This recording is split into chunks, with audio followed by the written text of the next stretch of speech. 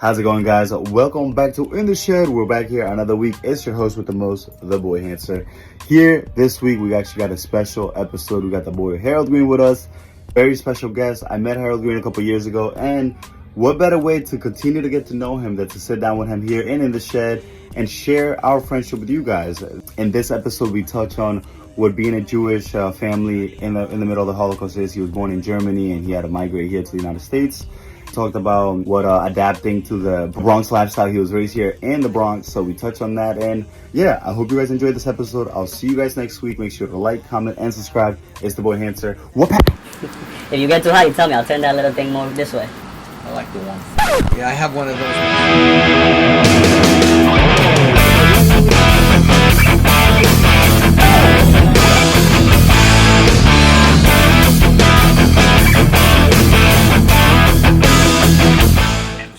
The latest one, yeah. 15? No. Episode 15. Episode 15. That's the first one? No, it's the last one. The latest one. I wanted to use. That's the one with Home Depot? No. That's weeks ago. Well, let me tell you. That's why I was. You improved. That's why I was laughing. I love talking about my life because my life means a lot to me. Wonderful and God life. kept me alive through the worst times in my life. You want to know my story?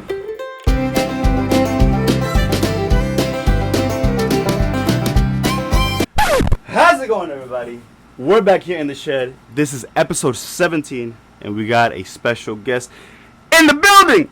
We got the boy Harold Green in here. Harold, nice to see you, man. Hey, Hancer.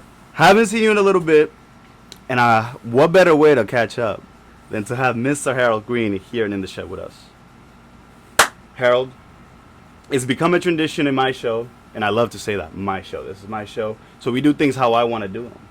So how do we start my show? When we got a special gift, we start off with a nice little gift. I got a gift for Mr. Harold here. I got a vintage 1995 Playboy magazine. Harold, this is a special gift. I've had this for like 5 years. And honestly, some nice pictures in here. I thought I would keep this for a long time. But I found the right person to own this. Well, I would love to give you this Playboy magazine. I guess you think I'm a pervert and I need to see naked women. Harold's a ladies' man. I love women. There's no doubt in my mind that women are special. No doubt about it. They're the door to life. My mother was a woman. My sister was a woman. Listen. Women are big in my life. I've had a lot of relationships with women, and I'm a bad boy, so I didn't hold on to them. But let's start there before we go any further. Let's start there. What do you mean you're a bad boy? Let me hear some of this. Well, my upbringing was in the Bronx. I was born in Germany. Okay. I came into America when I was 22 months old. My dad was a really interesting man in Europe and Poland. Yeah. And yeah, there's a whole story about him by himself. He's a hero. And he lived through the Nazis. Yeah. And so it was time to get out of there. I was born in 1947. It was time to leave. Yeah. And That's prime time. It's time to leave. And we got here legally. Figured that one out. Back then, I heard they didn't hassle you too much. No, I'm sure there was a lot of rigmarole to make it, through, especially when you don't speak English. That's a big point right there. Big point right there. So. What year was your father born? My father was born in 1918. Okay. I believe that's correct. 1918. Yes. How old was he when he passed? If you don't mind me asking. asking. He was 81 3/4. Good for him. He chose to quit. He didn't commit suicide, but he was a very hard worker. Yeah. My father actually lived in Jacqueline Onassis' apartment. He lived where? My father built. Oh, built. Jacqueline Onassis' apartment. He did Rockefellers, something for Rockefeller. Oh yeah. My father was a master carpenter. Yeah, that's it. That's amazing. He comes all the way from Poland, and then he has his hands in one of our most important infrastructure here in New York. That's amazing. Because of my grandfather. All right, let's get into your grandfather. You got a family full of stars. So before we get into you, let's hit your dad and your grandfather, and then we'll get back into you. We can do that. My grandfather was a flour miller in Poland, and of course bread is very big in Poland. So ultimately, my father had 8 siblings. There were 8 siblings altogether. They loved to breed back then. Including my dad, and my dad was the oldest. So my grandfather wanted him to take over when it was time. But my grandfather was a pretty powerful man. Yeah. He was the head partner of 11 people. Of 11 people, okay. Partners, yeah. So what, they have a business? They had a flour mill. Yeah, okay, yeah, you did mention it. And so what came about was very simple. Like, my father didn't want to take the position, so he got on his motorcycle with his leather and all. I have a picture of him. Looks just like Marlon Brando. And maybe you can send me that and we'll put it right here. I don't even know where it is anymore. I'm 77, man. It was a long time ago I had that picture. I'm acting like you got things, in every corner, ready to pull them out. I'm a hoarder, but no, I don't have that. Anyway, so he leaves, and my grandfather hears from one of his cohorts, your son is in a different town and he's working as a carpenter. So my grandfather hitched up the horses. They were like really old-fashioned bullocks. Yeah. And hitched up the horses, and they went into he went into the town and found my father. And he said, "Listen, if you're going to be a carpenter, you got to learn, be taught how to do it, because my son won't do anything but great." Yeah. Might not have been his words, but that's what he... So did he get up and start teaching them? My father was interned with a master carpenter in Poland. Wow. And he was so refined that he did fine furniture. Yeah. Yeah. Like the heavily detailed stuff. Oh, really, really immaculate. But he could do all phases because he was a carpenter. Yeah. He could do a lot of different things. Ultimately, I was born 1947, and he managed to get us out of Poland, but to get to the United States, we had to go to Germany. Mm-hmm. So I was born in Schlachtensee, Berlin. Okay, there you go. Yeah. That's a mouthful. Yeah, that's a mouthful. I can't spell it, but I can say it. So you came through Ellis Island? Yes. Nice. Absolutely. Immigration Island. Listen, that's where to live the American dream. It's kind of cool, because I don't know if you've told me that before, that you were an immigrant. I'm not sure if you share that with me. I don't think I... 2 immigrants right here. So was your Makes father... America work. Yeah, listen, that's what makes the country keep moving. Was your father a carpenter his whole life? Yeah, he was a master carpenter. So what made you not follow his footsteps? He wouldn't let me. No! Why is that? Well, there must be a lot of reasons. I just know that he didn't really want me working that trade. Hard work. He enjoyed working it, Mm-hmm. and he was really good at it. But he wanted me to go to a higher level of performance in my Work in life. an office, be a businessman. I don't know what he wanted. He just didn't want me to be a carpenter. That's what my parents say. They want me in an office, away from the sun, away from the bad weather, just tucked away in a nice building. And I was like, I guess that's living the life, Where did you come from? Dominican Republic. Oh, Dominica. I know about Dominica. Yeah. The Dominicans, they could stay up all night partying, having fun. That's a knee slapper. And they absolutely go to work at 6 o'clock with no It's sleep. true. That's it. We just got to get up and work. They work on Energizer batteries. Yeah. Maybe Coppertone. They'll wake up, flip the batteries, and that's it. Keep working. Yeah, I got here when I was 10 years old. My parents, came as residents, and I became a citizen in 2018. Naturalized. Like Yeah, me. I was yeah. naturalized as well. So yeah, that was basically what it was. And then my father, as a Jew after the war, how do you make a living in a transition? Mm-hmm. So he needed to make money to get us here. Mm-hmm. So he started doing bootleg cigarettes. Oh, no. Yeah. They did that back then? I've heard about that when a couple years ago when I was in DR. I didn't know they did that way back then. So how did that work back then? Well, what he was making out really good money, and it took quite a while for us to get up and go. I was Mhm. like 22 months old when I came into the country, so I would say probably for quite a while, you know, at least a year and a half. And in that year and a half, he made a fortune of money. So- He was a smart businessman. So with those off-brand cigarettes, what is it? Do they fill them up with something else? It's just not government approved. But it's still. But they're smokable cigarettes, like the Indian. Would it be good quality as like the regular stuff? I didn't smoke them. I can't Yeah, tell. yeah, yeah. I don't know. I'm trying to get a picture because I heard about this when I was in DR. I had a friend that he told me his dad made a lot of money. Then one day I asked him, I was like, dude, what does your dad do? And he was like, he started laughing. He was like, I don't know if I should tell you this. He sells fake cigarettes. And I was like, what the fuck? They sell cigarettes on the American, the American Indians on their compounds. Okay, yeah. You know. That's okay. I see. The ones that are not branded, it's just they just sell them. Yeah. So, where'd you go to school? The Bronx? I went to school, a public school in the South Bronx. That's Okay. where we moved in. First we were sponsored here when I was 22 months old. Okay, yeah. We were sponsored By family members? by Jewish people Okay. because we are Jewish. Right. Well, I was born Jewish. So we were sponsored by a family. Not to go you up, but I love that about the Jewish people. They're a big community and they stick together. Well, I think birds of a feather like to flock together. But I see, it's not like that with other cultures. It's not.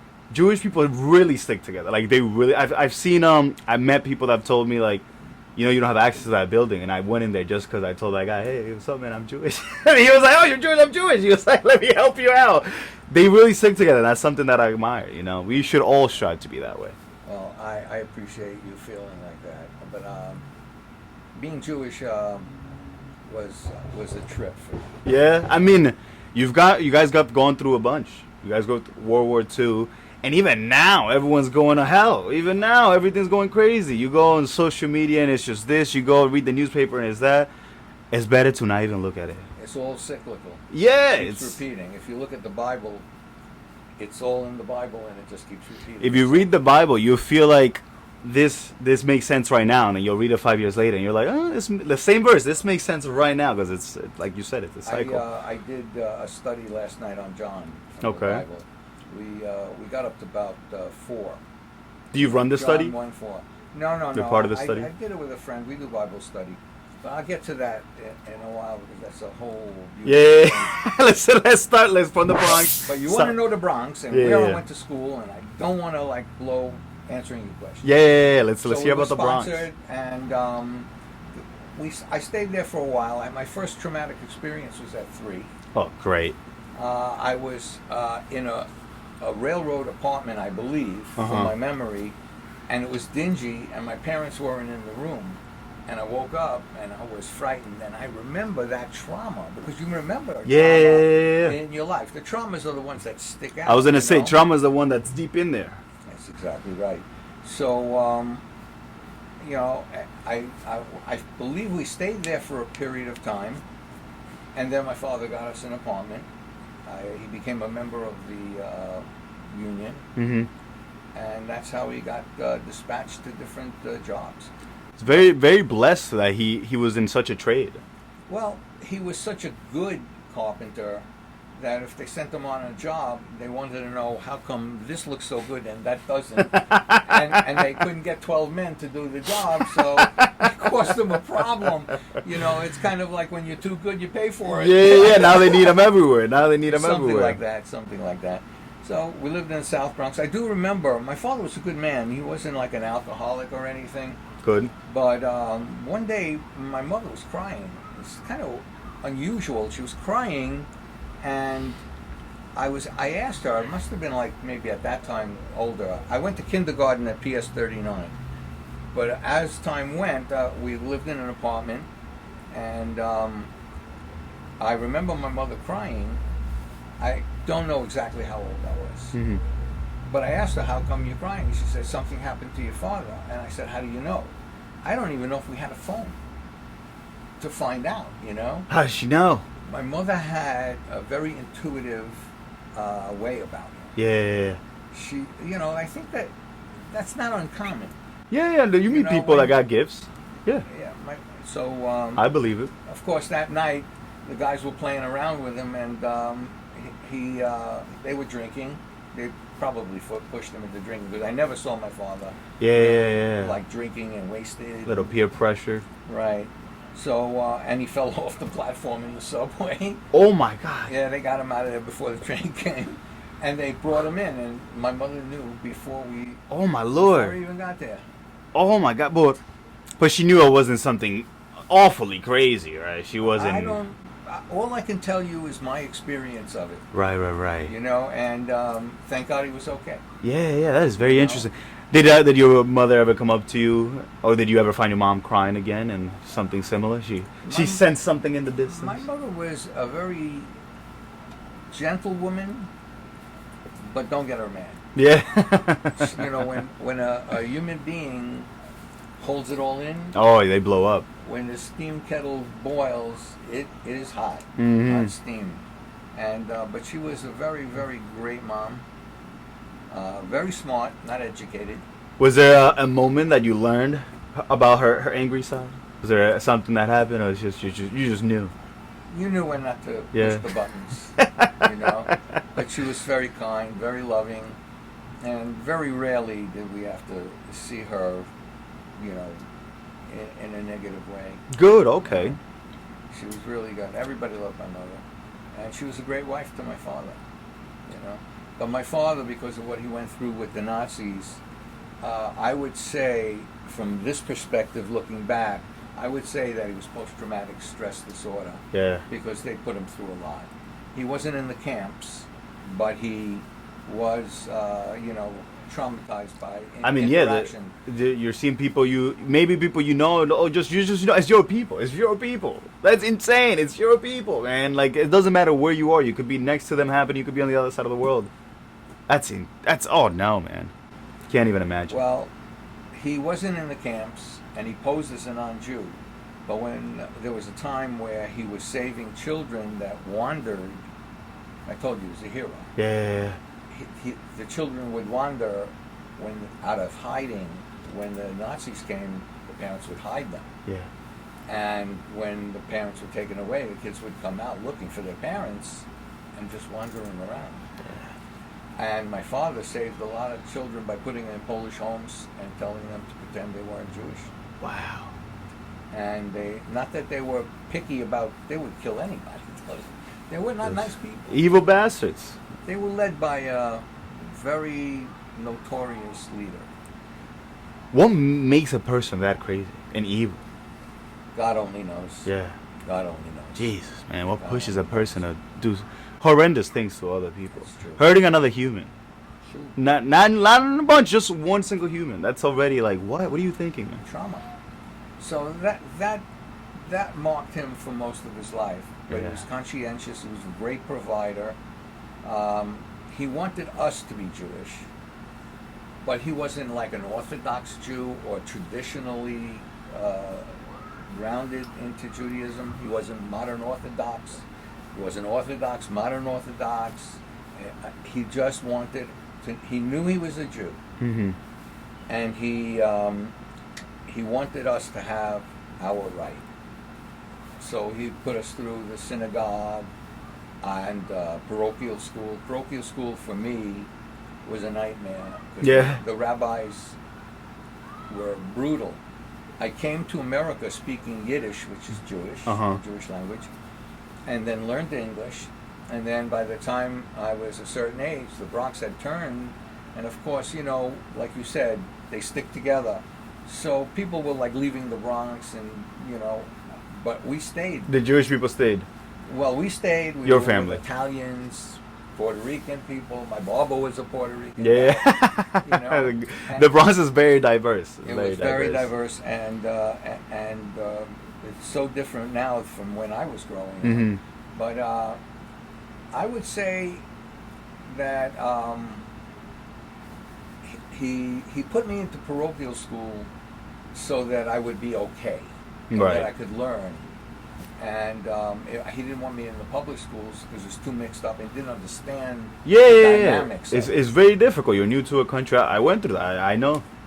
It's very difficult. So Yes. it makes sense. It makes sense. You know, and my father understands alien syndrome. Yeah. I do. You know, my father got along with everybody. He was very gentle in interacting with You have to be. You never know what the other person across the room, what they're thinking, what they feel like. Why not just crack a smile and be nice? No, that's absolutely That's it. That's true. all. That's all it takes. Growing up in the Bronx, what was your favorite subject in school? Recess. Yeah. No, pick one. No I, cheating. Well, I tell you, how do I put this? I say my routine. Yep. I would take the bus up to school in the West Bronx. My Hebrew school was a makeshift school. Okay. They bought a telephone building. Oh no! They made it into a school. And they made it into a school. And it functioned until they moved out somewhere else later on. But I take the bus up on Southern Boulevard in the Bronx on the way from where we lived in the South Bronx up almost to where the Bronx Zoo was on Tremont Avenue, and I take another bus to get to Webster Avenue, and then we go to school.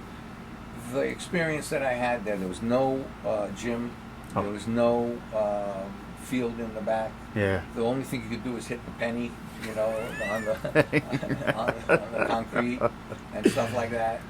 And I didn't remember too much of it. I didn't really enjoy that. But going into class, I had to keep up with what was going on. We would also be, when I got to school, we'd have to pray.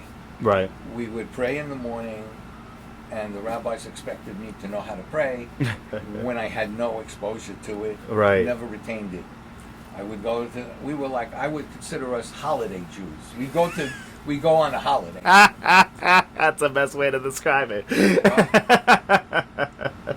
Yeah. And so I wasn't really doing well in Hebrew. The rabbis were really not kind to me. I would look at my watch. I had a Timex watch, and I would look at it, see how long I could hold my breath to get out of that class, over and over and over again. It didn't give me an education. What I liked about the morning Hebrew school part of it was the Bible stories. Yeah. I retain that to this very day. The Old Testament is where we hung out. Right. The Old Testament. Right. We didn't have the trilogy with God, Jesus. That was my next and the question. Holy Spirit. Fill me in, because I'm ignorant on this subject. The Jewish people have the Old Testament, but not the New Testament, right? They focus on the Old Testament. Okay, the Pharisees in the back, in the old days, were rigid about following the law. Okay.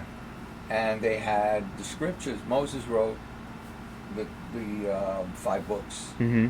and the Torah, the scripture, the scroll, was where they would pray out in the every Sabbath. Mm-hmm. On Saturday, they would pray, and it was pray every day, 3 times a day. They would pray, in the morning. They would pray at lunch, and then they would pray in the evening before sunset. But that wasn't my routine.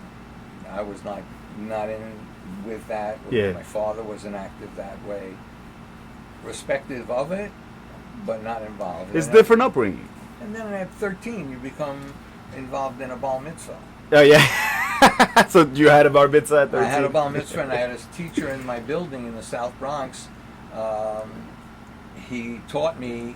I was with him almost every night, except on Friday night and Saturday, because it was like the sunset on Friday becomes the Sabbath, and then it goes till sunset. So for anyone that doesn't know what a bar mitzvah is, can you let them know what is a bar mitzvah in the Jewish tradition? What is the meaning of when you reach 13, you have your bar mitzvah? What does that mean for you now? Okay, it means to me that you have to acknowledge your roots by reciting your part of the Torah that relates to the day you were born. Okay. The time that you were born. And as the Torah is a dialogue. Mm-hmm. of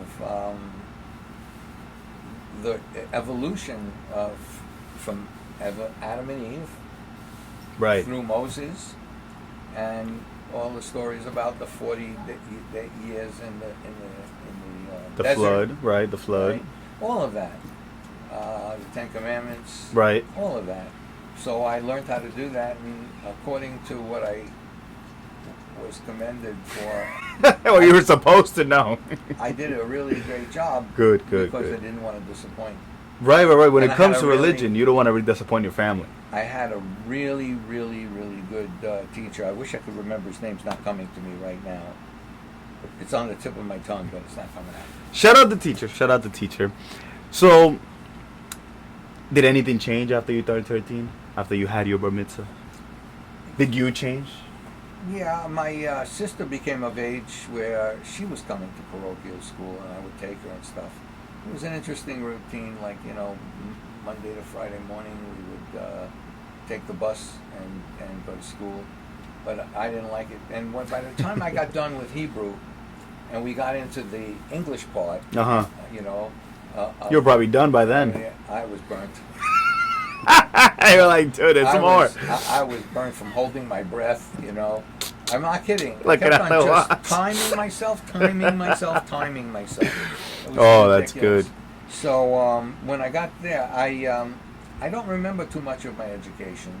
So let's move on to your adolescent then. Let's to your teenage years. How were that? Did you have a group of friends? Were you hanging out with a group of friends outside the house all the time? How was your teenage I was years? a little behind the American kids. Right. Being Because an I immigrant. spent 3 years in the 4th grade. Oh my goodness. Because I wasn't paying attention. Yeah. The only thing I remember from 4th grade, very simple. The 3 years. I made, no, right, three turns. I made a projector out of I think it was a tube, like maybe from paper towels, Yeah. toilet paper maybe. That's pretty cool. And a magnifying glass and a bulb in a box. That's pretty cool. And it was a projector, and that's what I remember from 4th grade. Was those the one that you could put your hand in front of the light and do the puppet show? You know what I'm talking about? Like a projector over there, you do the puppet show over here. I have no memory of I it. think that's what you're You talking could do about. that in front, yeah. I know that one. Yeah. They put that in the hand puppet. You could do that with a regular bulb. You don't need the projector. Yeah, so by the time I got done with the 4th grade, we had moved. So now it was time to go to public school. And I missed 5th grade and 6th grade. And then I went straight into the 7th grade. They put you straight to the 7th. My Because your age. age, yeah. They put me there.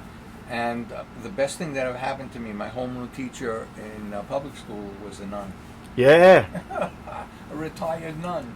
Well, from religion. Miss Joseph, Catholic. Yeah, okay. She really understood me. Yeah. And I became the president of the class. Oh, yeah. I was in a play. She really supported me. She got you to be in this play? Or did you were like, I want to be in this play? I don't remember. She got you to be in this play, I think so. Yeah, I would imagine I needed to be shoved a little bit. But the interesting thing was how I became president. I was a wise guy. Yeah? We had a guy, Carl Waits, who was a black gentleman, a man of color, and he was a bully. Oh, yeah. And he would bully this one person in our home group, home class, and he can I say pissed me off? He pissed them off, ladies and gentlemen.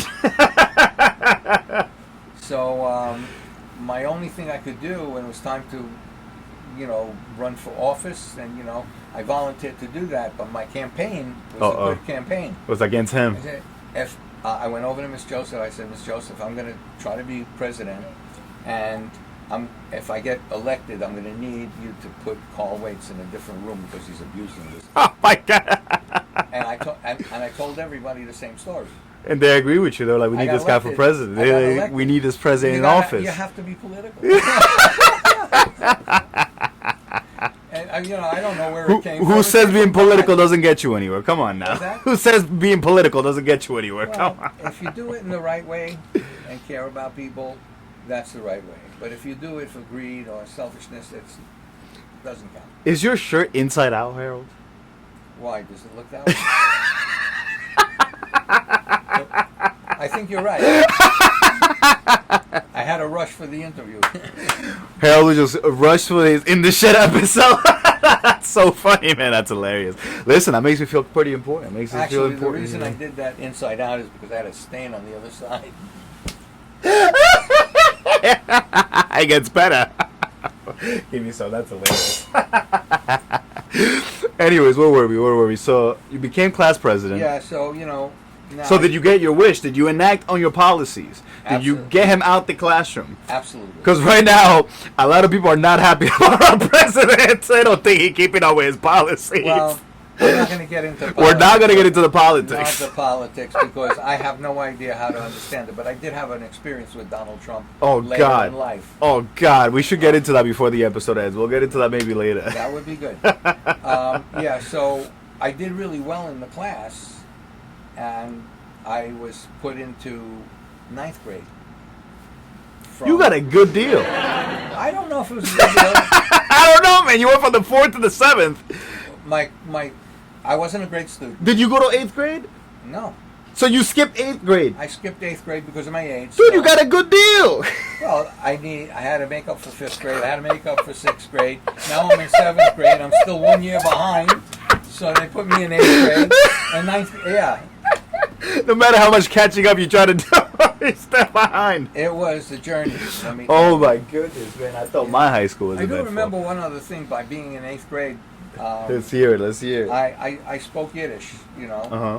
And I remember being in a class where they brought in a guy by the name, like, this isn't the real one, David Berkowitz. Okay. David Berkowitz is known as a serial killer.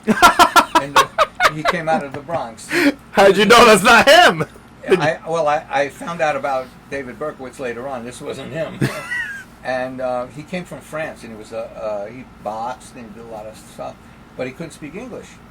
So of course, they asked in the class who could speak with him, who speaks French or German. So did you volunteer? What's that? Did you volunteer or did you get picked? I volunteered because they didn't know I spoke Yiddish, and I speak it fluently. So he piggybacked with me on the break. And what we used to do from 8th grade, we'd go hang out at the girls' school, but my school was all boys. It was all guys. And so there was another school down the road on the Grand Concourse, and we were in the West Bronx by then. And we would go hang out at EBT, whatever. Elizabeth Baring Browning School, and I really just love that as we go, slowly and slowly, they're starting to figure out why I gave you that magazine. Actually, I'm telling you, I was corrupt, young, there's no doubt. I'm trying to shed any of my sinning. Listen. There's a whole chapter on that, for sure. It's a good transition, but by the time I got to, talking about David Berkowitz, he didn't speak English, and there was this guy that used to come out of a different part of junior high school, and he was a bully, another bully. I was great with bullies. Yeah. You knew how to handle them. His name was Matty Zink. Okay. One day in a gym, prior to David Berkowitz, we had a guy with polio. Mm-hmm. But he was strong on top, but his legs were totally deformed, skinny and all from polio. And Zink came in. Started bullying him. To bully him. Oh. Well, I didn't do anything, but this little guy, this little Latin man, I don't know if he was Puerto Rican or a different part of the world, but he was really short, and Matty Zink was tall. Uh-oh. He was a big dude. And somebody said, pick on somebody your own size. Mm. So Cardona came over and says, I'm your size. And and he jumped up and punched him in the face. And that was the short guy. That was the little guy. Don't mess with a little guy. No, you can't. There's something about little guys. I knew that when I was in They had to school. prove it, yeah, I knew right? that when I was in school. I was like, that guy, if I get that guy mad, he's not gonna stop. So it's a lesson you gotta learn as you go through That was school. really good. Well, anyway, Matty Zink, another experience was we were going down the concourse to go to the Elizabeth Browning school, and David was interacting with Matty Zink and his henchmen. You know, he never traveled They always alone. had a little gang. Yeah, Little yeah. gang, and he starts to. So David figures he can box, Yeah. and he starts fighting with this guy, but they jumped him. They jumped him. Yeah, you can't box when you're getting jumped. And they pulled his T-shirt over his head, and they were punching him in the Oh head. He no. got blood all over his shirt. And I remember, I'll never forget that. Another trauma. Oh my. Yeah. That's horrible, man. That's Well, horrible. what I did, I'm now responsible for this guy. Uh-oh. So I pick up a brick out of the planter. They had cobblestone, Yeah. you know, Yeah. and I pulled up a cobblestone and I hit Matty Zink with it, and we ran away. When was the next time you And saw I'm him? a coward, man. I mean, so you ran away. I didn't run away without leaving. I was loyal. Listen, you did what you had to do, and then you left. You did that was your initiation. When was the next time you saw him, Matty Zink? I don't think I ever saw No, him. it's. I didn't kill him. Oh shit!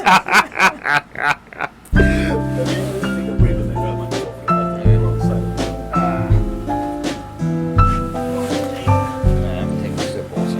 Yeah, take a sip. I drink the zero. This is great. Cherry. I think I liked those back in school. I used to drink these back in school. Yeah? They're like sparkling water, right? They're like ice. You know, the ice drink. Mm-hmm. The 0 calories and stuff. Yeah. That was good. Yeah. So, of course, we got to high school.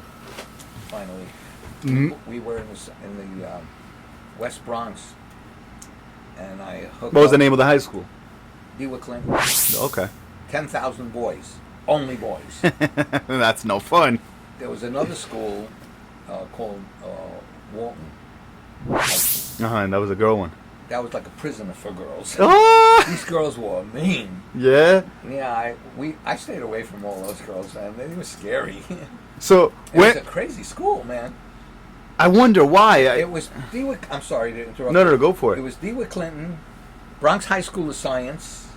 Then they had a university there in between, and then on the other side of that, down the road, was Walton High School. Yeah, that place must have been packed, all those streets, right? Right. So, do you think the girls were like that because they were in a school with no boys? I have no idea, man. Just stay away from them. I think you have to have that. You have to have that mix. You have to. It's part of it. I have no idea why they did that.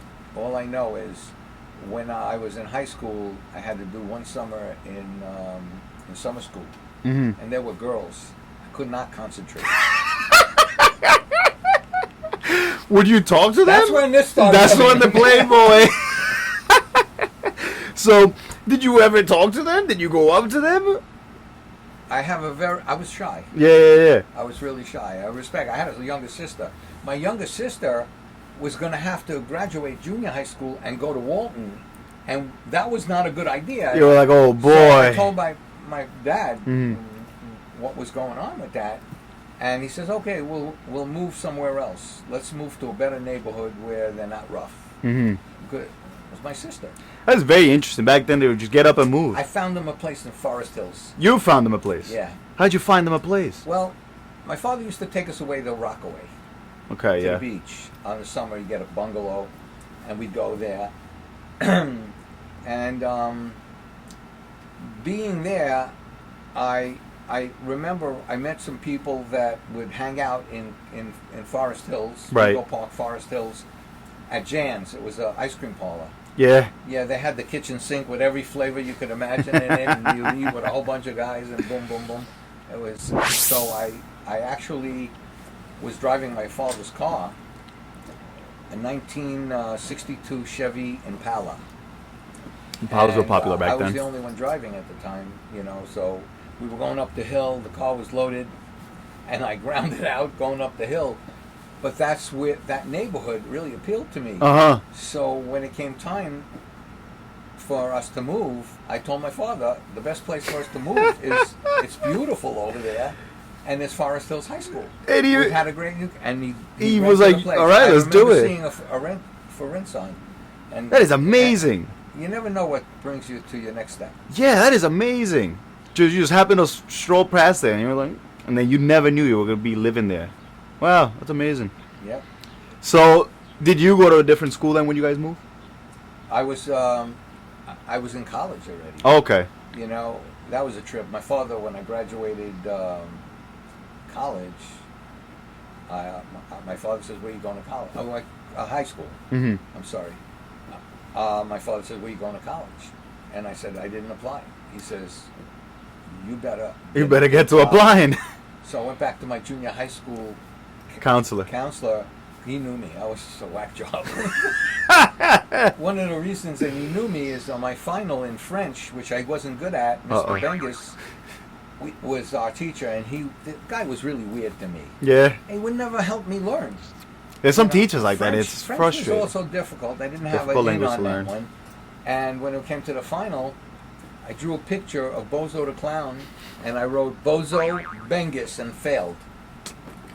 And that's how I met Mr. Rich, my guidance counselor. That was the first trip to Mr. Rich's office. Unbelievable. Why do we do this? I'm going to tell you a personal one, too, that's oddly really similar. Go ahead. But my Spanish teacher was in there this one day, and we had a substitute teacher, and the substitute teacher was like, well, he left this for you guys to do, and I was so mad.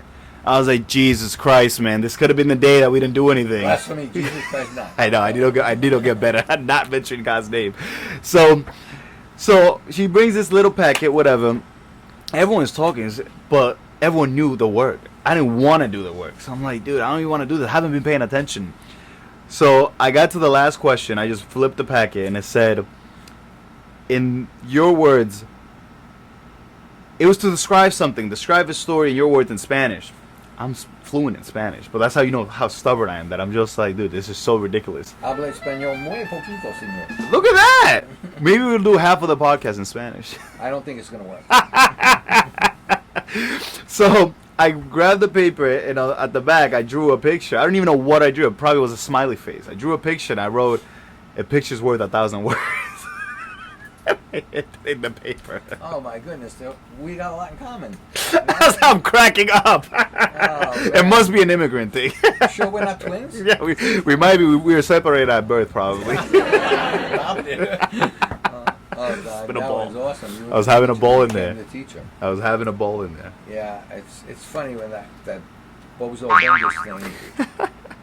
I remember having this guy, Alan Moskowitz. We didn't call him Alan. He decided to choose the name J-H-A-N, Jan. Okay. Right? And when we were in high school, he was really fond of me for some reason, because we remember how silly and crazy I was, and I was a class clown. You know?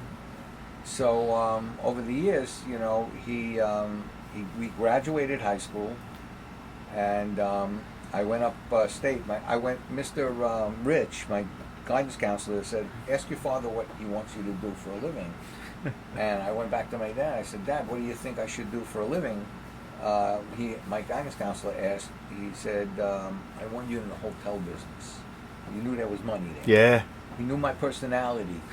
and he wanted me to use my personality. A funny guy will get money out of hotels. I'm It's a true. people person. It's true. You know? So I went back, and he told me, I can get you into school, but your father's going to have to write a big check. My father wrote a check and got me into Hebrew school. Yeah, nice, man, nice. What was the name of that Hebrew school? school, I'm saying Hebrew school. I was gonna say, what was the name of that one? I think I need more sleep. Did you take that nap you told me you were gonna take before you got here? I couldn't, you know. Too excited. The phone will never let you do that. Yeah, no, I got to put it under the pillow, man. You got to put it under the pillow. I wanted to, and time just evaporated. You know? Time. It slips away. I'm in the middle of selling my condo on Fire Island, and of course... You did tell me that. So, business came in. So. How come you're selling it? I bought this condo in 2000. Okay. I purchased it for $35,000. It went up to $400,000 at one point, and I didn't sell it. I didn't want to let go of it. I was still entangled in it. Clingy with it. What? Clingy with it, right? I clinged. And the price came down, and I'm selling it at a lower price now. Yeah. I found the president of the homeowner association. He decided he wanted it, and I felt that if I gave it to him as an option, that it would be easier for everybody there, because I liked all the people, most of the people there. But what happened was a good Christian guy purchased this complex, okay, and then he sold half of it off after the first year with all the drunks in Fire Island. Right. We called them meatheads at the time. The meatheads. And he purchased it, and they said, like, I can't have 24 rooms. It's too much to take care of. It's true. So he says, I'll sell off half. I'll keep the majority to, be in charge. Yeah. And he ran it beautiful, fixed it up really great, and then sold it.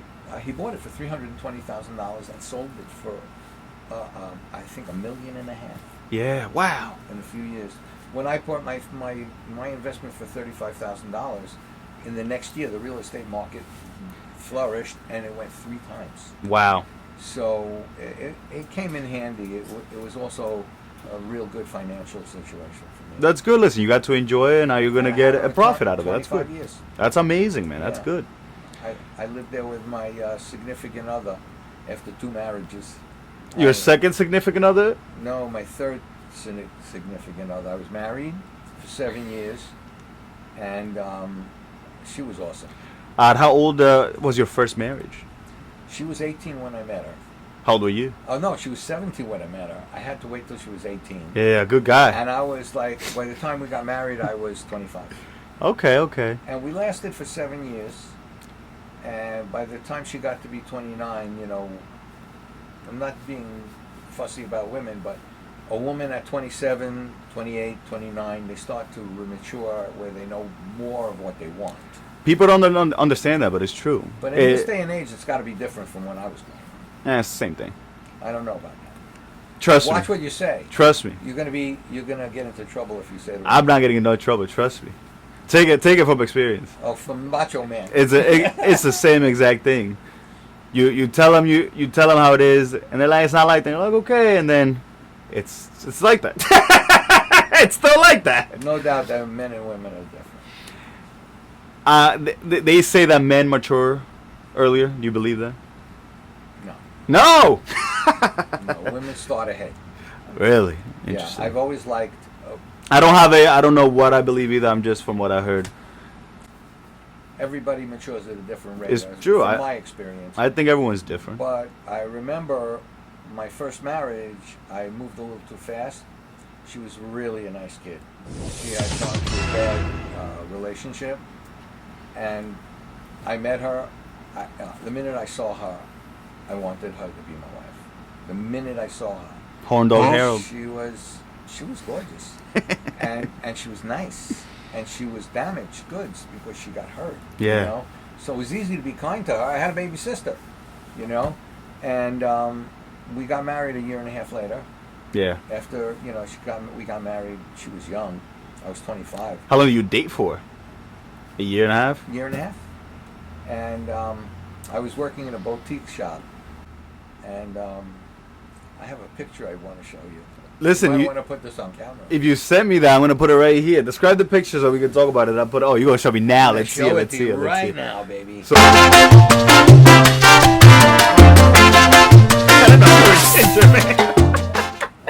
that is hysterical. You can't make it up. It's a whole side of you. I wanted to be a hippie. I had red hair. It was a crazy time, man. Oh my lord, that is hysterical. I went to after college. I didn't do well in college, so I was asked to leave. Oh my god. They couldn't keep me there. I wasn't doing anything. We keep hitting more things we have in common.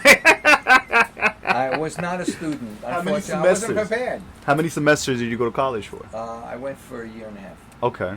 And I don't. We're know twins, dude. So far, we're twins. I don't know how well I did or what I did to stay 1.5 years. Did you waste your dad's money? No, Okay. but he doesn't know that. Wait, so what does he think? You did waste it? I went to work at a hotel as a photographer up in Okay. the mountains. Okay. And I learned how to do the camera and stuff. See, my dad, years and years earlier, built an office for a family member, Okay. and he wouldn't take money. He was a family member, Yeah. that kind of guy. So the guy gave him a camera. My father never used it, and I ended up owning it. That is amazing. That's cool, And man. it taught me about, apertures and all that stuff. So I went, I became a photographer. I made like $150 a weekend. Nice. That was good money then. Yeah, it's good money now.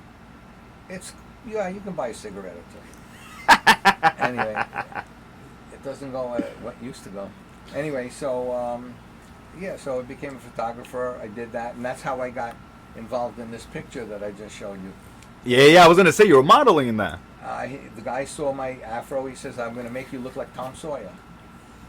That's exactly what you look And like, that's Tom Sawyer. that's a picture of the portrait of Tom Sawyer. Oh my goodness, that's amazing, man. My sister just found it about a year or so ago. And she showed you it again? She sent it to me. Yeah, that's amazing, man. Yeah. I hope I remember. We're gonna put this right here. Even if I forget while I'm editing, I'm gonna ask you to send it to me. I'm gonna put it right here. The world needs to see that picture. I don't know. So let's go back to your. All right, we'll get into the marriage in a little bit. Let's go back to jobs. What was your first job? My first job in life was a newspaper delivery boy in junior high school. Was that like a common first job back then? My friends were doing it. They got me involved. Yeah, that's a common first job. Nowadays is the bus boy. You start as a bus boy. I guess. Yeah. That was my first job, and everyone who I knew, what are you doing? Oh, I'm busting at Applebee's over the weekend. I'm like, oh great, I'm busting at my uncle's restaurant over this weekend. Now that you bring it up, Uh-oh. I became a bus Yeah. in the mountains at the hotels. Yeah, I did. And one thing led to another, and then another friend was doing the photography. They brought me over to Concord Hotel. It's not even there anymore. It was a big hotel. So for the newspaper delivery, was it like the old school shows used to say, where you riding a bike and throwing them on the side? Yeah. No, we walked up and down in buildings. Ah, it was, yeah. buildings, You're in the concrete jungle. Yeah. Thank God I didn't get mugged. Yeah. Wow. What? Okay. So how long did you do that for? It wasn't too long, but my next job after that, Let's get into that one.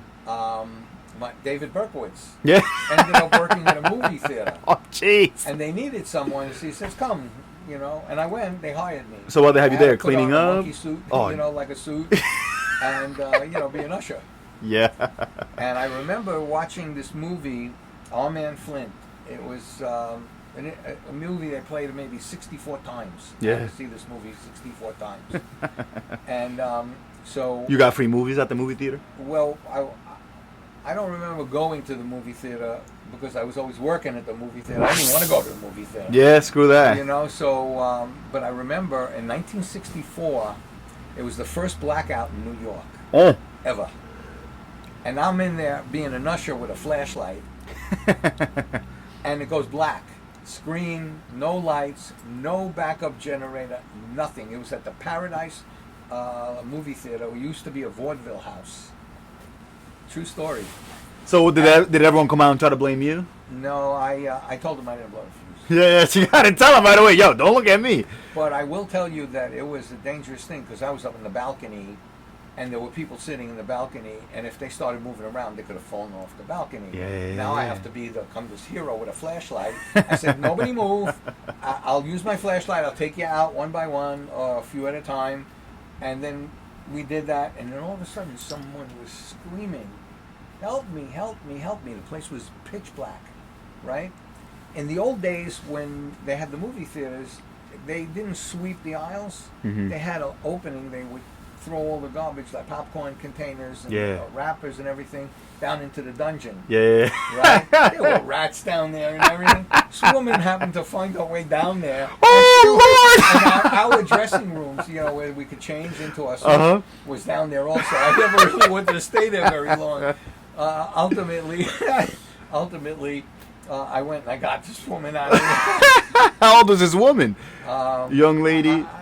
She was older than me. Yeah? Yeah. Oh, my Lord. That was a freaked out experience. Yeah, I can't imagine. Ooh, excuse me, I can't imagine. Next question, please. And I'm hitting all the jobs. I want to know how many jobs you've had. Too many. Yeah. I didn't like working. No. I only like to do what I like to do. Makes sense. And I Don't we I all? graduated from one thing to the next. I was a cook at. You cooked. Yeah, I got a job in a chicken joint. They were like a Kentucky Fried Chicken. Yeah. They opened a chain of those kind of things. Did they have you do those classes? The making sure like you got the cleaning classes, the preparation classes, being in the kitchen and with food I went to classes? college for hotel management. I mean, I guess. So I got hired. Listen, they kicked you out, man. But I wasn't a good cook. I didn't do well with cooking. No. I worked there for quite a while. Yeah, how many years? I think less than a year. I don't know. I didn't like the oil splashing up on me. Yeah, did you get burned a bunch of times? I would say so. Usually what happens is not so great cook. Yeah. Alright, You making fun of me? nah, listen, that's all part of it. It's all part. I gotta tease you. Alright, so what you do after that? After that... Did any job ever ask you why you had so many jobs? Because that's a big thing nowadays. I never told them. Now, I don't know if I was even asked. nowadays, when you bring your resume to a job, they ask you. They're like, why'd you last less than a year? And then you went to another There job. were no resumes then. Yeah. They'd like you, they'd interview you. And You had a they'd nice hire face? you. Sure, Today, we'll take you wait 45 days or more to get a job because it goes through a computer. And if they can't find anybody else, they go back to the... By the time they tell you they're not going to pick you, your kid's already You got starving at another home. job. Insane, man. No, yeah, that's why you always got to take multiple interviews because nowadays... It's a nightmare out there. They have too many candidates. Back in the day, it was whoever came in. I saw 3 people today. Let's see. Now it's like I see 50 people on this phone. Who do I pick? All right. So you were a cook. What you do after being a cook? I became a photographer. And And that was for the hotel, you said, or what's that? and that was on your own, just on your doing your own thing. I worked for Earl Tunick. He had like 7 different hotels up in the Catskills, and I would go from one to the next. And then when that ended, I ended up being a busboy. Well, for photography for the hotels, what were you taking pictures of? The properties or? Oh, this is a good story. Yeah, that's Good story. We're gonna boy. run out of time for sure. No, we ain't running out of time. Listen to this one.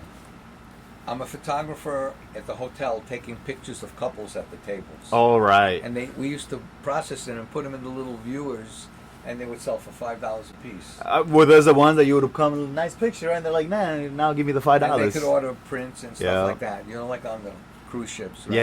Yeah. So I'm running around in the Concorde taking pictures of everyone, and this one guy, I was working with an Olympus half-frame camera that took 72 pictures. Mm-hmm. And I'm going from one table to the next. Please smile. And the guy goes, "This is not my wife." Oh! I took the picture already. He said, "I need the film. This is not my wife." And what did the lady say? She didn't say anything. He came running after me, wanted the film out on a camera, and I shot so many shots already. I didn't want to have to. I didn't know where I started, where I ended. Yeah, right. You know? That's a hassle. So what I did was I started running around the dining room. He's chasing me around the dining room, but I was really clever. As I was running, I was winding up this film. I wasn't completely shot the roll, and I was winding up the film, and then I went into my pocket and took out a film roll. A new film. That was brand new with no pictures on it and gave it to Oh, him. smart guy, The next smart morning, guy. I could have blackmailed him. Jesus, these people are crazy, man. These people are crazy. Well, he was cheating. Yeah, these people. My cousin owns a diner in Ronkonkoma. He tells me he sees people like that all the time. He's like, Oh, yeah? he'll see a guy come in with a girl, and then he'll be there like literally the next day with a different girl, and same thing. He's holding hands, kissy, and you can tell from afar like this dude is crazy. There's a good movie you should watch. Uh-oh. It's also about a rabbi Okay. and a very vivacious non-Jewish girl. Mm-hmm. And the name of the movie is Nobody Wants This. Because this guy was a rabbi, and in the Jewish faith, you're not supposed to mingle unless someone converts. Okay. And it's pretty much like, goes around pretty A lot of religious, yeah. religion, and also like if you're Christian, which I am now, by the way. I was gonna ask you that earlier, if you had converted, because you tell me about the Bible convert, studies. I just accepted being Christian. My friend in high school started the movement Jews for Jesus. Went to California. Jan from Yeah. the day of Bozo Ben. And When did you become a Christian? How well, long ago? He came back, and they were always telling me about Jesus, and I always felt that I would be betraying my family Mm-hmm. if I accepted what they told me I couldn't accept, Right, the right. rabbis and all that. So it took a long time. But I remember when I was young watching a movie of Christ being crucified. The Passion of the Christ. No, Christ. that was much later on. Not that I'm one. talking about years ago. I'm old. They're making number 2 of Passion of the Christ. And everyone's like, what does he do? Come back? That's a good one. No, I'm so serious. The atheists don't know what's happening. They're like, what is he going to do? Show up now all of a sudden? Yeah, that was when I was marked as a memory of what Christ went through. Mm-hmm. And I couldn't put it together because, remember, I was never in the New Testament. But after many years, I came out and they were doing the movement. I couldn't find a synagogue or a place to worship that worked for me. I bounced from one to the next. And then What do you think that was? Because I couldn't assimilate. You know, I didn't find anything that was my frequency. Mm-hmm. You know, so I didn't assimilate. And what happened was my friends showed up in my life again. I became a chauffeur and owned up my own limousine. And I'm driving a billionaire to the airport one day. Mm-hmm. And I had not seen these Jew for Jesus guys for many years. We're now grown up. And I'm driving this limousine from Long Island, like around Kings Park. And the guy lived there in a really, really ritzy area. He was a billionaire in the financial business. Well, I'm going, and he always told me, don't bring any attention to us. Now, I'm in an 8-passenger stretch limousine. Everyone's looking at us. They Right. don't know who's in that car. But he didn't want me to roll down the window, talk to anyone or anything. I don't bring attention to us. Now, we're going to the airport, and there's dead stop traffic. Dead stop. I look to my right, and there's a Jew for Jesus van. And I look to the woman that was driving the van, and I say, oh my God, that's the silhouette of my friend Bruce. She had the same nose, the same face, and everything, but pretty. Uh-huh. Jew, pretty girl. And I rolled down the window. He was on the phone, so I wasn't paying attention. Next thing I know, I roll down the window to the guy. We're going back, back and forth. And he rolls down the window. I said, do you know Bruce? And he says, Bruce who? I said, not you, her. She goes, oh my God, that's my father. I said, take down my number. I gave him the number, and Bruce showed up in my life. That is hilarious. You can't make it up. God works. God works. Amen. That's true. God chased me my whole life. Yeah, listen. It's funny because it comes to us in many different ways at any point in time. I was 8 years old. I grew up Catholic. My whole family's Catholic. And then they built this church in front of my house. And it was a nice looking church.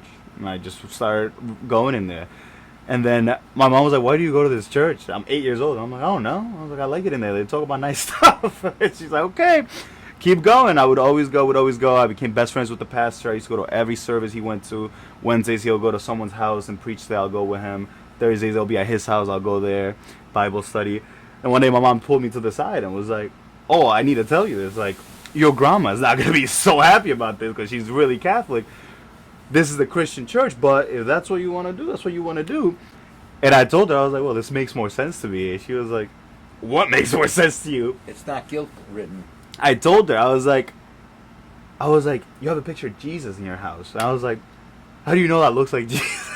I was like, how do you know that looks like Jesus? And she's like, and I was like, exactly. I was like, why do you pray to that man? Yeah, Christians don't put Jesus on the cross. So I told her, I was like, that's idolatry. yeah, I was like, we don't believe in idols. I was like, we don't have idols. I was like, I don't know what he looked like, but I know he was here. So I was like, so that's it. I was like, he's in here, he's up there. That's it. I totally liked that about you the first day I met you. We talked about that, you know. And I also couldn't find a church that I was comfortable with. Mm-hmm. Although I did. Which is a sign that tells you. And that tells family, you. Yeah, and our family was intermixed, you know, not my family, but, yeah, my nephew married a non-Jewish girl, and my significant other for 38 and a half years. We're not together anymore, but she's still in my life, and her family intermarried. They were all intermarried. So, I'd go to church with them, and I enjoyed it, but I didn't follow through where I was consumed. Yeah. And You got to see what pulls you. about 3 years ago, I was in a church for a meditation meeting, and there was a young man there that was struggling, and he was sharing, how that he wanted to kill himself. And I went over to him and said, I'm going to help you. I don't know why. I'm sure it's from above. I went over and I said, I'm going to help you. And we have been speaking almost every day since that for 3 years. Wow, man. And he's in my life. Give me some of that. That's amazing. And he led me to a church up in Kings Park. He's not the same person that I met. Right. I hope he never goes back to that, because it's in him. It's always in you. Yeah. Yeah, I don't think he will. I think he's graduated out of that part of his life. And he led me to Center Point Church in Kings Park. I walked in there. And the minute I got there, everyone was so nice, like your church. Yeah. We went to at 8 years old. And I felt like I was home. Yeah. And I'm still there. It's that connection. You never let it go. That church I told you about, so it was built by Koreans. So we had a group of Koreans came and they wanted to invest in that project. So they invested all their money into the church. It was the priest was Dominican, and they even had Haitian services. Because DR is a lot of Haitians migrate to DR. So we had a lot of Haitians there, and I would go to any service. I wouldn't care. If I missed a week, I would go to the Haitian one. I wouldn't know what they were saying. I would sit there. The singing is amazing. I love the singing at the Christian church. So the moment they started singing, I was like, I know what's going on now. It's amazing. It's all in here. That's it. It's all in here. You don't even have to hear it. You don't have to speak it. You feel it. Before anything, you feel it. The speed of sound is not the fastest thing. It's the speed of whatever you call this. I can really relate to being able to identify with the New Testament. And I have the basis in the stories of the Old Testament. So I'm blending it together. And matter of fact, my Bible leader at Kings Park, Center Point Church, she gave me a Messianic Bible. Nice. And we're working on that now. That is nice. And I have a young man that I told you, I think I mentioned, I was with him last night, and we were going through John. We got through the beginning, the introduction and 4, but we really broke it down. Yeah. And I didn't realize what I didn't know. Yeah, it's amazing. And how deep and how confusing it could be. Oh. Because you can make up a lot of stuff reading the Bible. Because God talks to you in a lot of ways. It's crazy how 3 words, it could be, let's say 5, 1 verse, 5 words, and you could read it and be like, yeah, I know what that means. And I could read it and be like, I know what that means. And it's completely 2 different sides of a coin. But this young man that I was studying with showed me the magnificence of how to do it as a learning experience and how to look at different contexts from other parts of the Bible, tying it for supportive, and he opened my mind last night in a whole different way, and we're only at the beginning of John. It's amazing, man. It's amazing. Bible study is truly amazing because of that, because someone would say something and you're like, that's what that means. You're like, I've been reading this my whole life. It's truly amazing how many messages the Bible has, and how every book is written in a different type of writing. How some of it could be really metaphorical. One could be really, what's the word I'm looking for? Very straightforward, like to every word. Or it could be talking in parables, and you're like, I hope I know what that means. There's a Bible like the King James that's very, very choppy for me. The New Testament, NIV, is what I work out of. And it makes sense to me. It also is a good teaching tool method, for learning what not to do.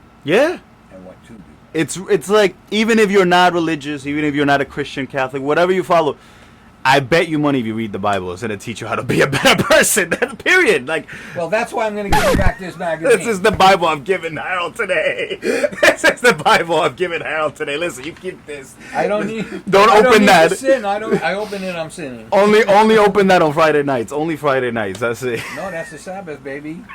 That's the Jewish part that I can't do. And I'm sold out for the weekend. We're gonna pick a day where we open this up. Oh my Lord. Let's get back to your marriage. Let's get back to your marriage. Here in the shed, we get deep. So I ask you about whatever. I'm unfiltered. If you get uncomfortable with any of my questions, you let me know. I'm leaving now. He's like, you should have never brought that up. I don't mind because my love stories mean a lot to me. Yeah? I never was with a woman that I didn't fall in love with. Really? You believe in love that like that? I am a romantic. Yeah. Hopeless romantic? Not hopeless. I'm a lover, not a fighter. He's a lover boy. So you could fight with me if I was married to you. Let me tell you, there's a lot to fight about. You know? Are you a big arguer? You don't seem like the type. I've developed into a mellow way. Yeah, you have to. But I would still be married to my first ex-wife if I wasn't difficult. Yeah. But we weren't evenly yoked. We didn't come from the same foundation. Sometimes you meet people so you can learn something and they can learn something. Well, I learned in the 7 years that I was with her, I was already, how I got into the jewelry business. Yeah, we got to get on that. I met Yeah. her in Queens, and I wanted to get married, so you got to get engaged to get married. You got to go get a ring. I went down to the jewelry district in Manhattan, 47th Street, went to a place called the Diamond Gallery. Mm-hmm. So I had the afro. I was still a hippie. And I'm buying a small ring because I'm a photographer. I'm a starving photographer. Yeah. And I bought a 56-point, the guy was really good, a 56-point diamond round. It was brilliant, but it looked like 75 points, so it was a spread. Yeah. And we mounted it and everything. I went to the men's room, and when I came back, she wasn't happy anymore. So I said, why are you not smiling? You're not, what happened? She goes, never mind. She wouldn't tell me. Gotta love those. Apparently, she loved the ring, but the salesman, who was a watch repairman working in the Diamond Gallery.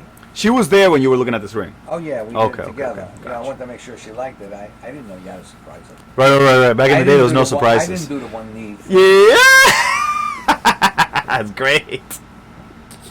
You know, we were good together. Anyway, so I find out, the manager comes out, he says, what do you do for a living? I said, I'm a starving photographer, that's why I bought a small ring. He said, how'd you like to work here? I said, look, I'm wearing ripped jeans, holes in my kids' sneakers. Got a ginger afro. I don't have a suit. Why are you offering me a job? He says, come Tuesday for an interview and I'll let you know. Apparently, the guy behind the counter, when I went to the bathroom, said to my beautiful, gorgeous... You deserve a better ring. He said, why are you marrying him? You're so beautiful. They gave me his job. Oh my look! They fired him. They fired him, gave me his job. I was a hawk. They sent me out in front of the store because there's a lot of competition on 47th Street. Lots and lots, about 40,000 different jewelry aspects and businesses. And I'm outside in front of this, trying to hawk people in. Now, when you have that much competition, people will go to the wrong place and say, you know, they get pulled into the wrong place. Yeah. So our guy said, well, listen, when we were talking on the phone, they said, if you don't see a man with a red-haired afro, then it's not us. Yeah. So they would look for me. I was a human sign. Yeah, that's pretty good, man. And that's how I got into the jewelry. Pretty valuable spot. They're not going to get rid of you. Stayed for 37 and a half years. Holy crap, man. Not the same store, though. No, I bounced into better positions and stuff. I didn't want to be a hawk all my life. It was illegal, by the way. Oh, yeah? If you get arrested on a misdemeanor 2 times, it's a felony. Yeah. And but they'd always looked away because the cops were... How many times did you get arrested? Never. I'm kidding. I did get stopped for a DWI once. Huh? What was? A DWI. What is that? Driving while intoxicated. Oh, we call that a DUI nowadays. Okay. I figured. I thought you were gonna say driving while doing the weed. D-weed. I thought you said. It was a funny situation. I was selling wedding rings. Became a wedding ring specialist. I was romantic. So You knew what not to say, right? Well, Why are you with this guy? at that time, I was already going to homes on in-home appointments. I Wow. was working a whole different strategy. I wasn't on 47th Street That is anymore. crazy. I was involved in a factory in Manhattan. So you would pull up to the factory and get the stuff? What I would do, I'd work with these guys that retired from a big company. They had their own, and they would cut the expense of all the rings and stuff, so it was very competitive.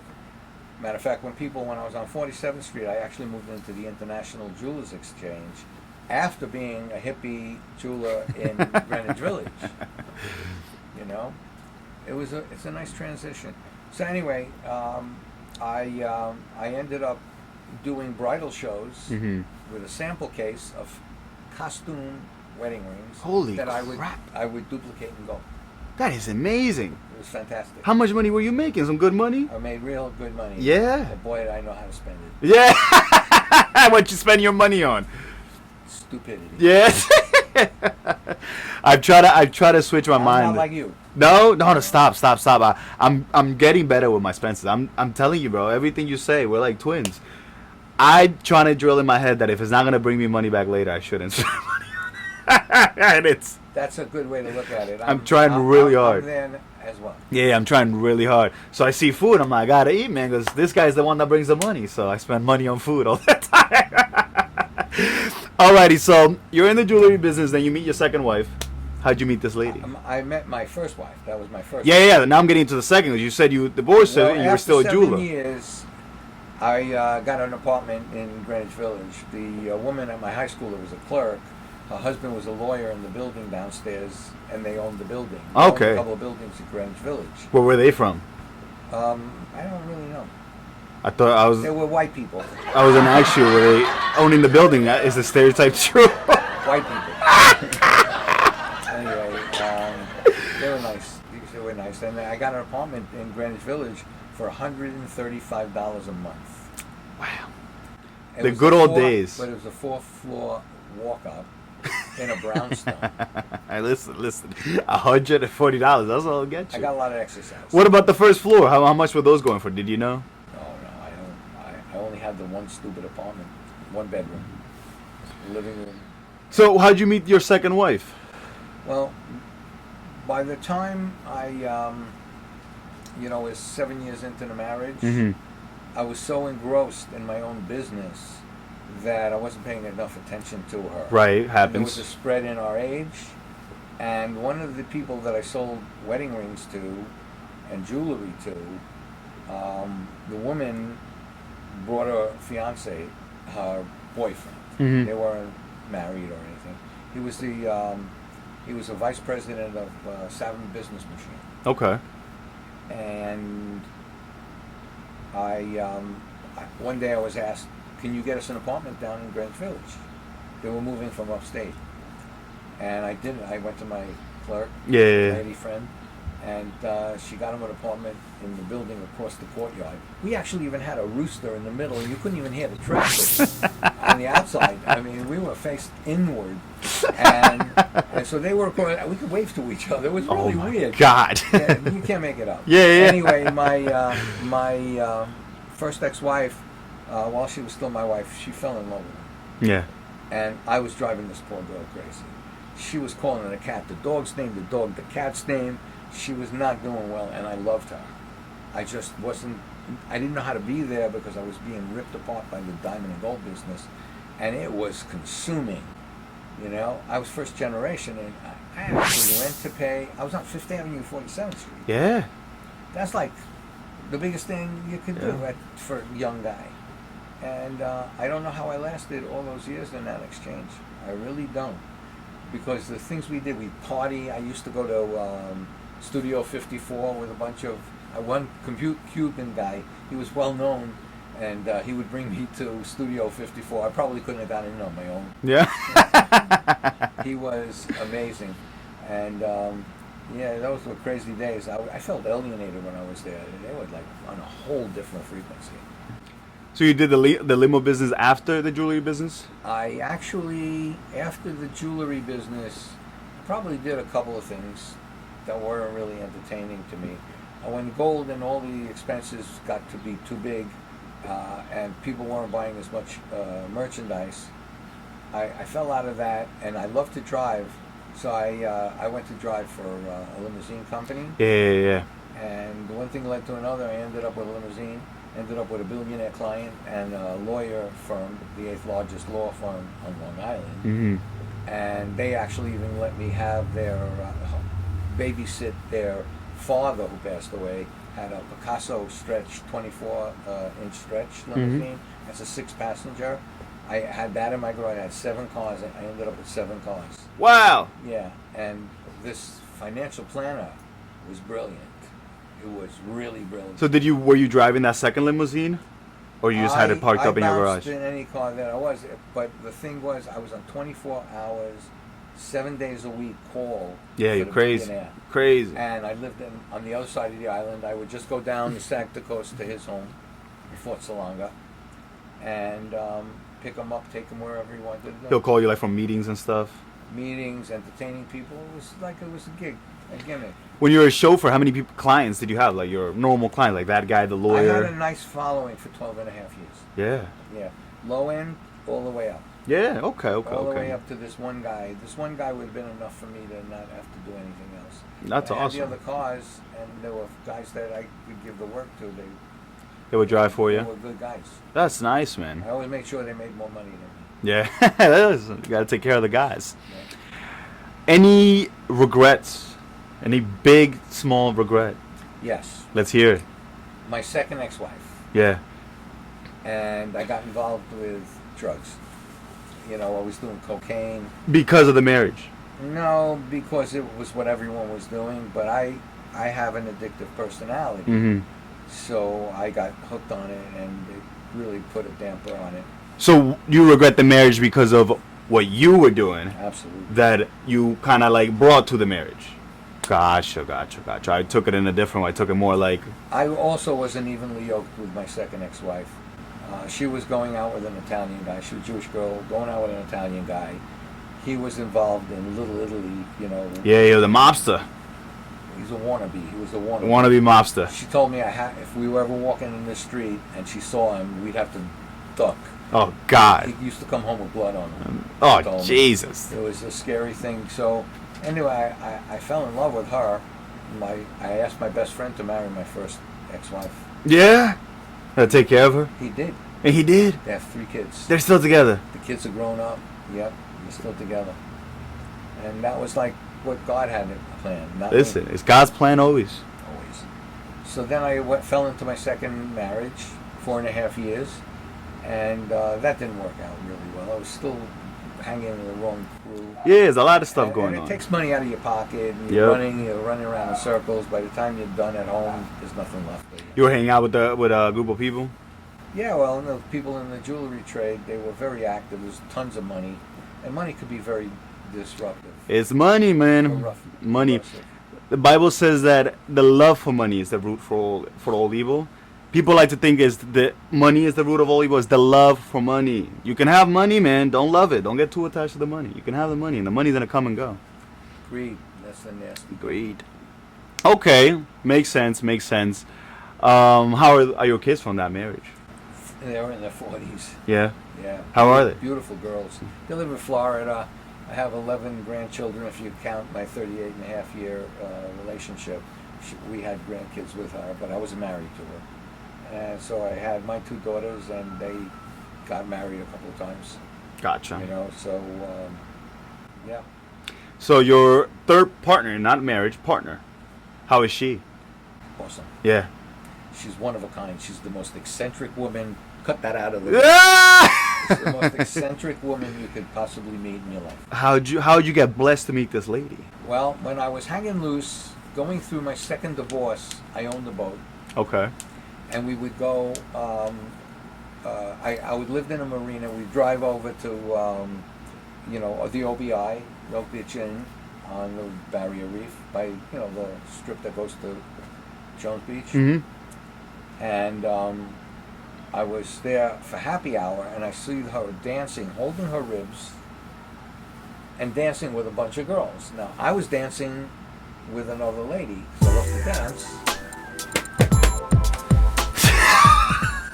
Don't mix me up. Anyway, so I'm staring at her dancing with this one. She says to me, the one I'm dancing with, "You mind if I sit down?" So I walked her to sit down. I turned around, and my doll is missing. Oh no! So I said, well, she probably went to the bathroom. And the next thing I see, she's like exiting the place. I ran over to her. I grabbed her by the wrist. I gotta take notes here. This guy is ballsy. I was motivated, man. Oh yeah, that's what you call it.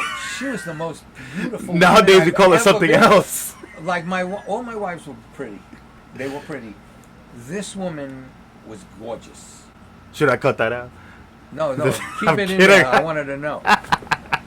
Anyway, she was gorgeous, and she's still beautiful. She's still beautiful. I saw her today. I picked her up from the ferries. We're not together though, but I grab her by the wrist. She looks me up and down and starts to laugh, and I'm getting self-conscious because she's powerful, you know. You're like, what the hell are you laughing Why are you laughing at, you know? I got monkeys on my face. So I checked to see if my fly was open. I'm not kidding. By that night, we went.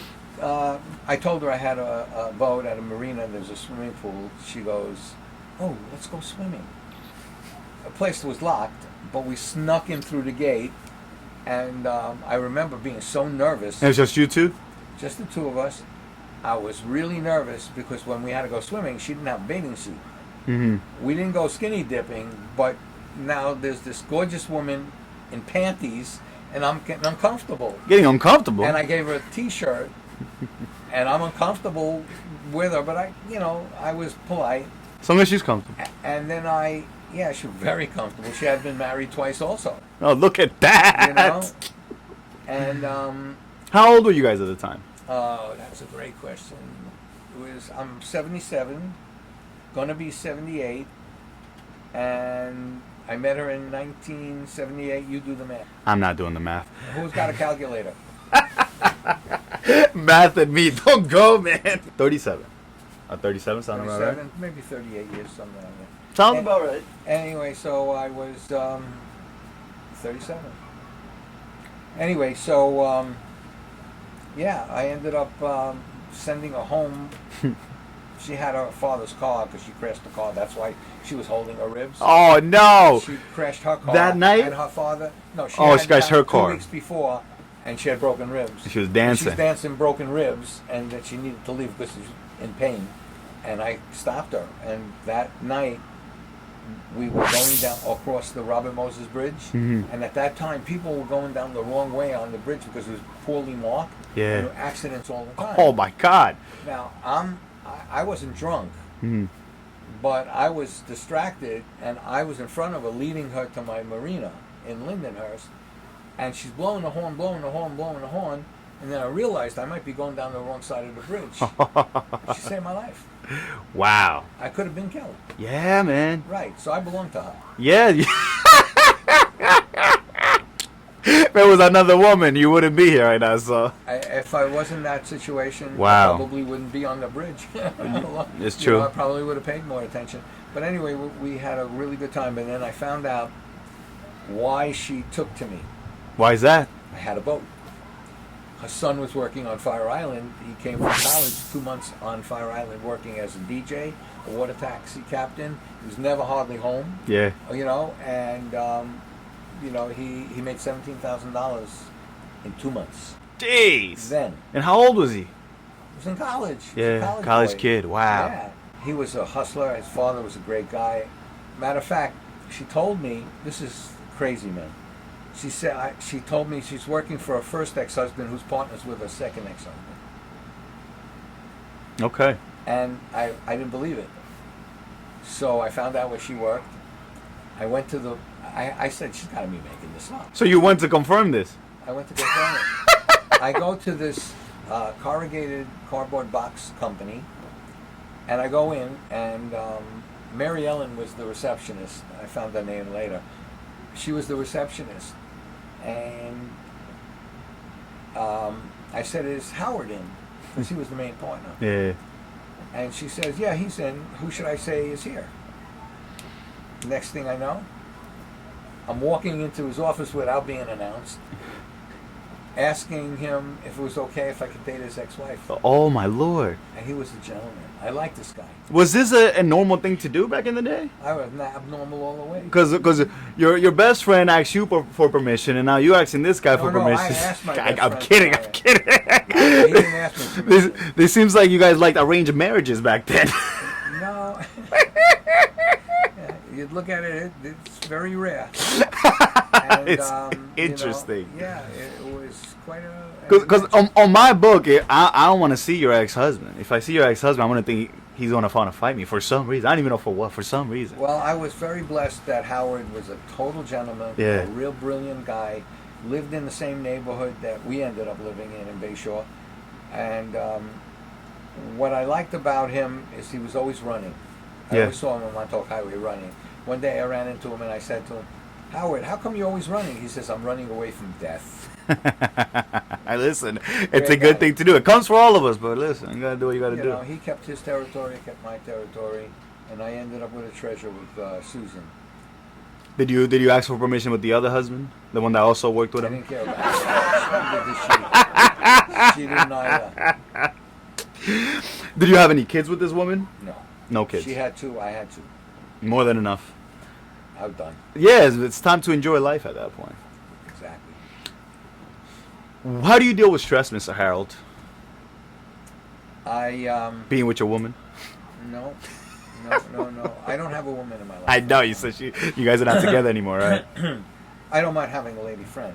You gotta have lady friends. I had a relationship for 4.5 years, and I fell in love with her, but it evaporated. You know, she was a little older than I was. Susan was a little older than I, the 38.5 year relationship, and she evaporated. So, you know, after that relationship, I was single, and you know, I could say that all the women in my life, we weren't evenly yoked, and now if I were to look for a woman, I would need a woman that was Jewish, that believed in Jesus Christ. Wow. You know, and that we could do Christianity together. That's amazing. That's what I'm looking for. That's really amazing. And if she was not, I'm not getting married. I'm not doing the good deed, the dirty deed. After we're done, I'm gonna show you this website you'll really like. It's called Christian Mingle. I think you'll enjoy that one. I don't know if I can handle it. I'm kidding. You're not going to no There Christian is, Mingle. there is a thing on the internet. It's called Christian Cafe. Oh yeah? What is Yeah. that? An actual place you go to? Yeah, but I'm attracted superficially to a good-looking woman. I'm spoiled, Yeah. and I was a photographer, so I got this eye. Right. Like, I know your producer is gorgeous. You know, Shout out the producer. my producer. You know, and I can tell you, you know, I need the persona in there to be evenly yoked. It's true. It's true. If I don't find that, I'm not doing anything. That's the right thing to do. My boss, you probably met Mr. Allen at Suffolk Court, the office manager. Mr. Allen, he says my mind is interesting. He loves to ask me questions. So he's asking me the other day, all right, so what are you going to do when you get married and you guys start arguing about this? And I told him, I was like, well, I'm going to skip a lot of steps because why would I get with someone that's going to possibly give me this argument? And he looked at he didn't understand. He was like, you don't get to choose. And I was like, what do you mean you don't get to choose? I was like, I don't choose who I'm going to marry. I was like, dude, you got to meet someone and get to know them before you just give them a ring. True. Which is probably what you could say you could relate to with your first marriage. You say you took things a little too I wasn't fast. experienced, so it was easy to fall in love. You got to get to know the person. You got to get And to know the person. again, I told you, my second ex-wife was also really gorgeous. Not gorgeous, but very beautiful. Mm-hmm. And enticing, and I was alone, so I moved in on that one for 4.5 years. And I met Susan after after that relationship, and we were together all along. Not married, but enjoying life. It was beautiful. But you said, how do I handle stress? I was gonna say, let's go back to my question. I forgot to. How do you handle stress? I ended up in this marriage, in this relationship, with Susan, and it was starting to divide. Mm-hmm. I said, we weren't evenly yoked. She was going in a different direction. I was going in a different direction. And it was breaking my heart. I picked up alcohol. I got involved with alcohol. Someone put a crack pipe in my mouth. And I got hooked on that for a short period of time. It's a miracle that I don't do that. Wow. And in the time that we were apart, I really was a mess. Yeah. A real mess. Bay Shore is a terrible place at that time. Yeah. And do you contribute you being a mess to the fall off of the relationship? I was emotional and distressed right from Hebrew school on, low self-esteem. Yeah. And I didn't know where I fit. So once you go into alcohol and drugs, it blows up. Yeah.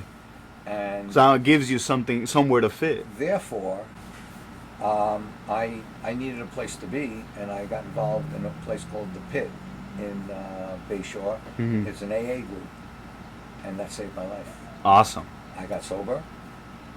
I ended up with the 12 steps, which is the best education I've ever had, and that's how I handle stress. Yeah. By the 12 steps. What are the 12 steps for everyone listening? Well, the first step is admitting that you're powerless over alcohol. The second step is, just understanding that you can't do it alone. He can, you can't. And therefore, the third step is get him as your higher power and let him run the show. Be like walking the steps of your higher power. And then, of course, my friends show up from Jews for Jesus, and it was the best way to go. Nice, man. Listen, shout out the Pit in Bay Shore. If you know anyone that needs the Pit in Bay Shore, I'm going to make sure I drop some links down below. I got some numbers, some hotlines we got to reach out. It's an issue. It's an issue. Not even just the Pit. The Pit is one of the most famous. Mm-hmm. Shout them out. Shout them out. People need to know. Well, if you know their name. It's one of the most popular AA groups that I know of. That if you went on a cruise, someone knew about you. Wow. If you went to Paris, France, they knew about you. It's that big. Because my sponsor used to travel, and he used to say, they all know about us. That's how I got that. But I met some really good people. They were my sober life, my sober community. And you don't have to just go to the Pit. You have to find a AA group that you can identify with, that keeps you interested, and then you find a sponsor, because you can't do without a sponsor. Mm-hmm. And you get involved, you do things with them, you do service for them, and your life changes. Would you say that if I'm somebody that I was going to an AA and it's not really, and I feel like it's not really for me, could it be I'm in the wrong group? I would say it's different for each individual. Mm-hmm. It's a divine program. You can actually see how the Bible has actually flavored it. It's a divine program. Wow. It's a godly program. But a lot of people have an issue with God. So when you're in a beginner's meeting, you don't bring it up like it's a church or a religion. You can't, because they think you're just shoving stuff down them. You have to just tell your story. If they identify, then your question is answered. If you were going and you needed to find a group, you need to identify.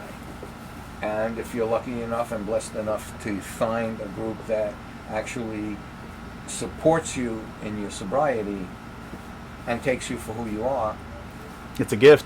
you got to make it. Wow. Alrighty. With that note, we're going to end it up here. We had Harold today. What a nice conversation, Harold. I enjoyed it. What do you think, man? That was a pleasure having you here. I couldn't wait to get you on here. It was really fun. Are you working? Did you finally start working on your book? I spoke to my nephew. Okay. He's a computer person. Mm-hmm. And he told me about Chat GPT. Yeah, GPT. Yeah, GPT. GPT. Uh-huh. And I started doing it, but AI wants to do it their way. It doesn't come out the way because I'm not presenting it correctly. Mm-hmm. I have to get more in tune. But now that I have my weekends as a job. Mm-hmm. My weekend is from Monday to Thursday, Okay. and I picked up the guitar. Nice. I'm still terrible, No, that's fine. and now I could spend some time doing that. So like 3 different things that We'll keep you busy. keep my busy during the week. But actually, after I sell the condo, I think what I'm going to do, I'm going to take it easy until after the season, and then I'm going to, get down to see what else I might want to do. I have a lot to say about certain things I know already from our counter in this run. I was gonna tell you this at the end. I was gonna tell you, dude, go back to this video. You could probably pull so many things for your own book.